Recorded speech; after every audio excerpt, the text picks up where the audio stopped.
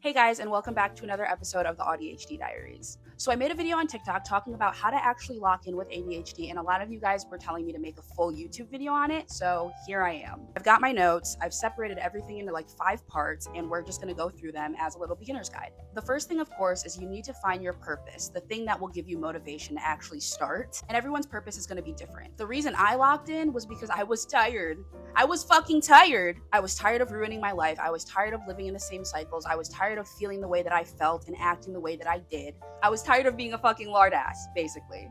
I was sick of just not doing anything with myself and not living up to my full potential. And another thing that will help you with motivation is envisioning your dream self. Who is that person like? How do they act? What do they do? For me, the dream version of myself was someone who was disciplined, someone that went to the gym a lot, someone that took care of themselves, someone that didn't sit in bed for 13 hours doom scrolling and bed rotting. That's the person that I wanted to be. That was the goal, you know? And that also required a lot of self-reflection. I had to sit down and take a look at my life and think about all my bad habits and think about the things that I wanted to change. And I had to be honest with myself. So step number 1 is finding your purpose, finding your motivation, taking a step back and reflecting and really envisioning who you want to become.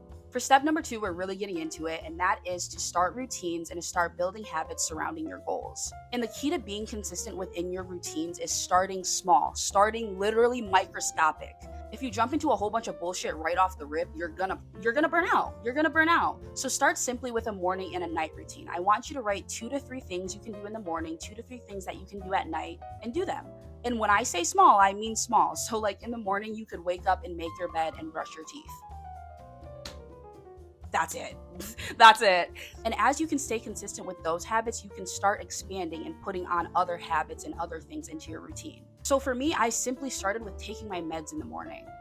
And then a week later, I was like, okay, let me start taking my meds at night. And then a week later, I was like, okay, I can stay consistent with my medicine. So let me start making my bed. Let me start taking a shower, maybe start walking in the morning, you know? It's like a ladder. Like I slowly just started to build my way up. Another thing that can help with this is having low effort and high effort routines. So with the ADHD, you know that we wake up feeling different every single day. For mornings, I wake up with less energy and less motivation. I'm gonna do something that's low effort. And that'll usually be my non-negotiables like brushing my teeth and taking my medicine.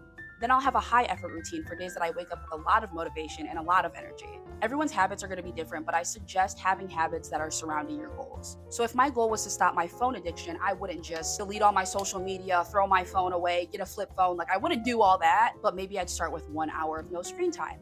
Maybe I'd set time limits on some of my apps. Start small habits surrounding your goals so you can get to the bigger ones. Step number 3 is my favorite, learning. It is so important to learn about ADHD because it gives you an answer onto why you act the way that you do, why you feel the way that you do, why you do certain things, and why you are the way that you are, basically. I suggest you look into things like neuroplasticity, nervous system regulation, executive dysfunction, and the prefrontal cortex. I also recommend learning internal family systems because it literally gives you the answer as to why you are the way that you are. It's a form of nervous system regulation where it really gets to the root of all your problems, basically.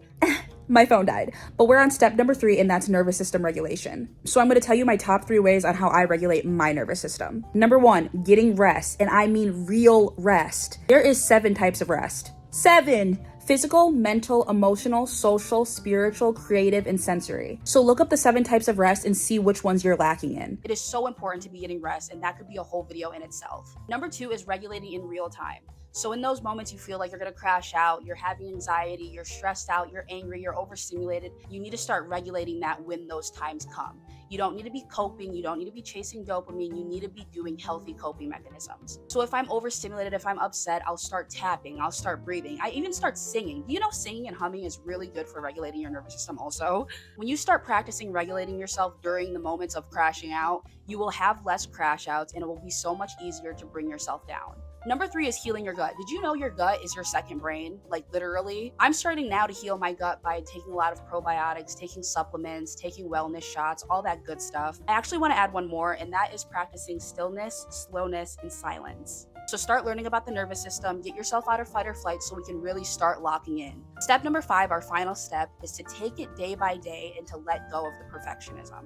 In order to heal, it's not just, oh, I'm going to do a whole bunch of things and then stop doing them. It is a journey. It is habits that you build. It's routines that you build. It's things that you do. It's the way that you live. And this is going to take time. It's not just an overnight thing. There's going to be some days where you feel like shit, and there's going to be some days you're doing everything and anything. Sometimes you're gonna mess up your routine, and that is fine. I like to say that there's always tomorrow. So if I were to mess up my routine today, I can just try again tomorrow. You shouldn't be shaming yourself for messing up the routine. Because I know for me specifically, every time I would try a morning routine and I would mess up, I'd be like, oh, fuck, like I can't do anything right. I'll never be a normal person. I'll never be this, da da da da da. You need to let go of that negative self talk. You need to let go of the shame and the guilt. And I know that's easier said than done, but give yourself some grace.